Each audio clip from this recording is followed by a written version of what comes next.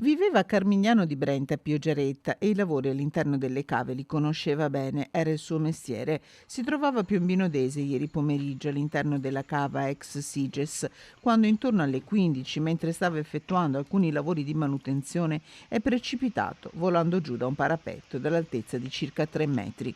I soccorsi immediati, prima dei colleghi, poi dei sanitari del SUEM 118, che hanno fatto partire anche l'elicottero da Treviso, non sono valsi a salvargli la vita.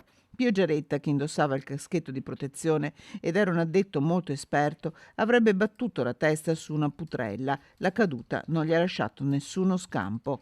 Le indagini sono affidate allo Spisal e ai carabinieri. Nel frattempo, a Carmignano di Brenta, dove Piogeretta e la sua famiglia sono molto conosciuti, la notizia si è diffusa rapidamente. Era stato sposato con un'ex consigliera comunale, Piogeretta, padre di 2 figli, sarebbe diventato nonno a breve. Una tragedia che allunga la scia di morti sul lavoro. In provincia di Padova, seconda in Veneto come numero, da inizio 2023 le morti bianche sono state 6, 29 le vittime del lavoro in tutta la regione.